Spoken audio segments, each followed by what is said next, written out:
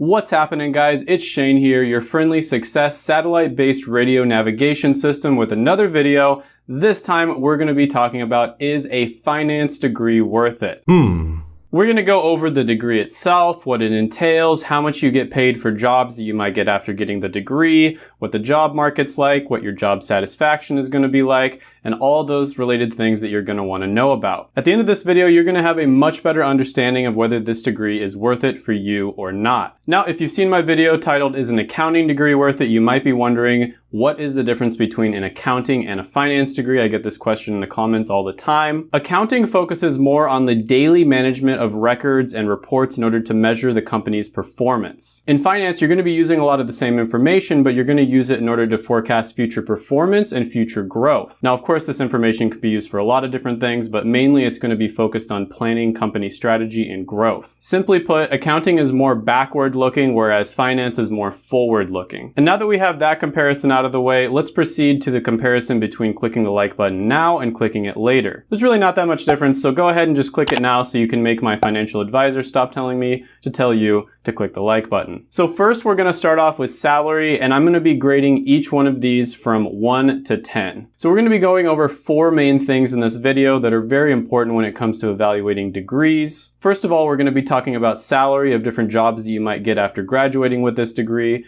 We're also going to go over the satisfaction that you might have in these different jobs. Then we're going to go on to the demand, and then lastly we're going to talk about certain X factors that might make it better or worse. So first, let's talk about salary. Now, very similar to accounting, you do have a lot of flexibility when it comes to what types of jobs and careers that you can go into after you get your degree. Now, some of the common careers that you're going to see over and over again when you do research are going to be personal financial advisor, financial manager, and then also financial analyst. Now, just overall with finance as a degree, one would expect to make around $55,000 a year in the first 5 years after graduating, and then nearly $100,000, about $98,600 a year after 10 years or more on average. But that's just in general what people who graduated with a finance degree reported. There's going to be a huge variation depending on what career that you go into. So financial analysts, for instance, are going to make $81,000 a year. There's 487,000 jobs available, and it's growing at 5%. For personal financial advisors, they're going to make $87,000 a year. There are a lot of things that aren't mentioned when it comes to these majors. A lot of the time you're going to be getting bonuses. Sometimes you might even be getting stock options. On top of this, you could work with a company, or you could start your own business where you'd make quite a bit more. Because of the commission-based structure in these careers, the money that you earn is going to depend quite a bit on how much you work and how hard you work. Now, out of the common jobs that you're going to see people with finance majors get, the highest paying one is definitely going to be a financial manager. They make around $129,000 a year. Now, another thing, and this is something that I talked about in the video where I talked about the careers that make the most millionaires, finance-related careers made up a significant portion of both the top 10% of earners as well as the top 1% of earners. And beyond that, they made up a significant portion of the top 0.99.5th percentile of earners. So the top earners in the United States of America. So this is what you would call a high risk, high reward degree, and the careers that you go into with this degree a lot of the time are going to be the same. Now, one thing I always like to mention is people who get business degrees and get some experience in the business world are going to be much more likely to be successful as entrepreneurs. I did a video on the degrees that create the most millionaires, and in that video, finance was one of the top 10 degrees. And a lot of the time, it's not just because of the fact that you can get really good jobs, but it's also because of the fact that it teaches you how to invest at a young age, and later on you're much more likely to become an entrepreneur, which is going to give you a much better chance of becoming a millionaire. So for all these reasons, I'm going to go ahead and give finance a 9.5 out of 10 rating when it comes to salary. Next, let's go ahead and talk about satisfaction. No, not that type of satisfaction. That's not what I'm talking about. With satisfaction, what I mean is the percentage of employees that are satisfied with their job, of course, and also I like to add in there the percentage of employees that think that their job has a lot of meaning, aka it gives a lot of value to the world. A high-paying career doesn't necessarily mean you're going to be satisfied with your job. It also doesn't mean you're going to have much value in your job just because of the fact that you earn a lot. Now, according to payscale.com, jobs related to finance, like personal financial advisor, financial manager, etc., are going to have an average or below average score when it comes to meaning. Personal financial planning, aka personal financial advisor, is going to have the highest meaning score when it comes to all the finance-related careers. However, However, as you can see, most of them have a score of 50% or even below 50%. Now, this is really low when you compare it to healthcare related degrees or education degrees. However, meaning isn't the end all be all. Everybody's different, and meaning and job satisfaction are going to be different for everyone out there. There are many careers out there that are extremely meaningful, for instance, medical doctors, for instance, where there's a lot of people who are absolutely miserable doing it just because they're not a good fit for the job. So that's why we don't just look at meaning, we also want to look at overall job satisfaction. Out of the 3 careers that we mentioned, a higher than average percentage of them would say that they're overall satisfied with their job. Now, this could be because of a bunch of different reasons, but one of them, for instance, would be that the high salary sometimes can compensate for the lack of meaning in someone's career. It could also mean that although the career itself doesn't have very much meaning, they enjoy doing the job. And this makes sense. I mean, if somebody paid me to play video games all day long,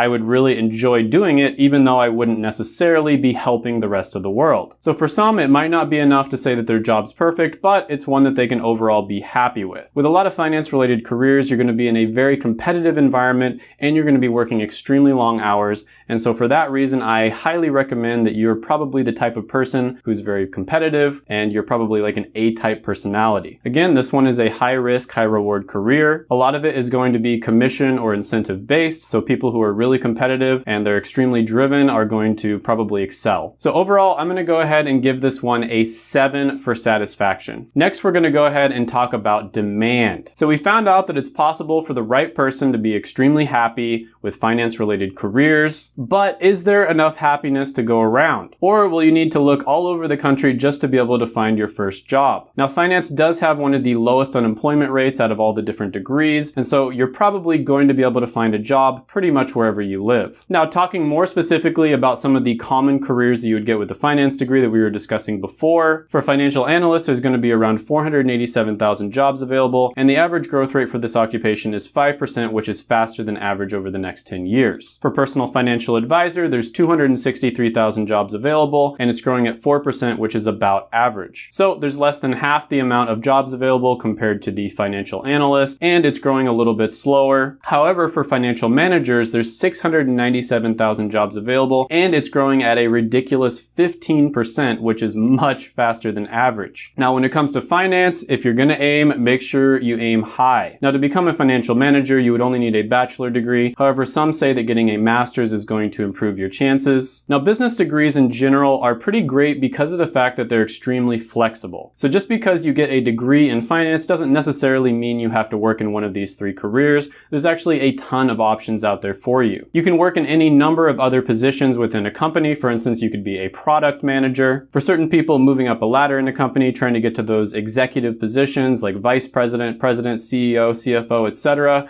is what's going to make them happy. Now, on top of that, I've mentioned this before, but business degrees are much more likely to be successful when it comes to opening their own business later on down the line. So there's a ton of flexibility here. It really doesn't matter what industry you go into or what business you try to work for. Pretty much everyone is going to be hiring business majors, and pretty much everyone is going to be hiring people who have finance skills. So overall, it might be a little bit difficult for you to get your very first job. That's always the toughest part. Once you get your foot in the door, you get your first job, you get your first 2 years of experience. After that, it's going to be relatively smooth sailing, but I would give this one an overall score of 8 for demand. Now let's talk about X factors. Now, having a degree in finance, working in finance in general, can come with a lot of financial freedom. First of all, if you major in finance, you're very likely going to be someone who is going to be investing at a young age. Most people don't start investing until their 30s, sometimes even 40s. They don't even start thinking about retirement and thinking about saving their money and investing it instead of just spending it. So if you start investing in your 20s, you're way, way, way ahead of the curve. On top of this, you're going to be looking at financial markets all the time, and so there's a very good chance that you're going to recognize certain opportunities, and that might lead you to starting a business or just getting a job in a certain industry that you think is going to do really well. So the diversity of knowledge and expertise is one of the things that makes this degree very interesting. You see all these different investing and finance related channels popping up on YouTube,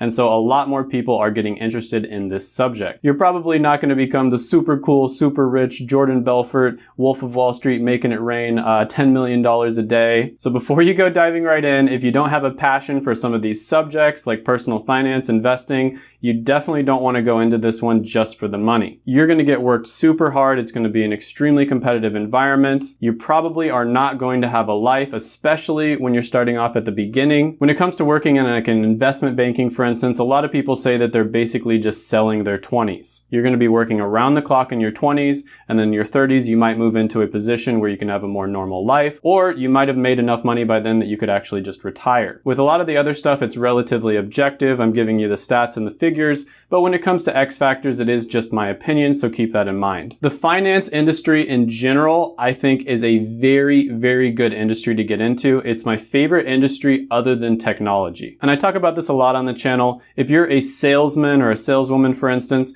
you don't want to work in a dying industry. If you're in sales, you want to work in technology, finance, you want to be selling maybe life insurance, something along those lines, because there's just so much more opportunity in industries that are booming. If you go into a dying industry, just about everything is going to be worse. Your salary is going to be lower. You're going to be worked really hard and you're not going to be properly compensated for it. Your job satisfaction is also going to be very low just because of the fact that the company is constantly going to be trying to find ways to cut money. So overall, going into the finance industry is fantastic. So that's going to factor into this score a little bit. Another thing I always like to think about is whether something is future-proof or not. So everybody knows AI is coming, automation is coming, streamlining of processes in general that are getting rid of jobs left and right is coming. You really want to think about what degrees, what skills, what careers are going to be future-proof when this inevitably happens. Now, business-related degrees, in my opinion, are one of the most future-proof degrees. The reason for this is because it really doesn't matter how many individual jobs get automated,